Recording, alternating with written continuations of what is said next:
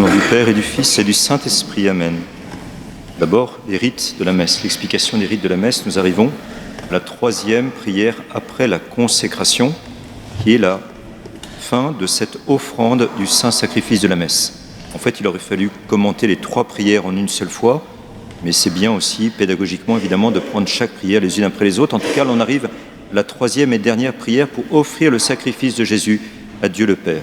Alors je traduis cette prière, mais d'abord je parle du geste que le prêtre fait en le disant, puisque les premières paroles de cette prière, c'est « Supplices te rogamus », suppliant, nous te prions. Alors le prêtre s'incline vers l'autel, il pose ses mains sur l'autel, qui symbolise le Christ, la pierre angulaire, et puis il s'incline « Supplices te rogamus ».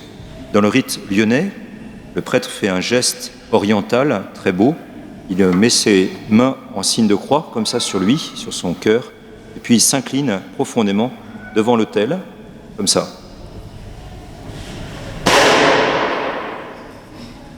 C'est pas prévu. Supplices te rogamus. Ça marche, hein, vous avez eu la synchronisation magnifique. Donc, Supplices te rogamus. Alors, je vous donne la traduction de cette prière. Nous vous en supplions, Dieu Tout-Puissant, que ces offrandes soient portées par les mains de votre saint ange en présence de votre gloire sur votre autel céleste, afin que, recevant ici par notre communion à l'autel, le prêtre fait un signe de la croix sur le corps et le sang très saint de votre Fils, nous soyons comblés de la grâce de toute bénédiction du ciel par le Christ notre Seigneur. Je désigne le corps du Seigneur, le sang du Seigneur, et je reçois la bénédiction de Dieu par notre communion à l'autel. Vous voyez, on a déjà en vue que le sacrifice est rendu présent et que nous allons communier au sacrifice et qu'en communiant, en recevant le corps très saint et le sang du Seigneur, nous allons être comblés de grâce et de toute bénédiction du ciel.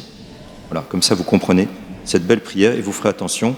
Tout à l'heure, je vais m'incliner après la consécration vers l'autel. Et puis si vous venez à la messe le dimanche matin ou le samedi matin, vous verrez ce rite lyonnais où le prêtre fait cette grande prostration, cette grande inclination devant l'autel avec ce geste oriental qui nous montre bien les origines orientales des premiers évêques de Lyon et de la liturgie lyonnaise.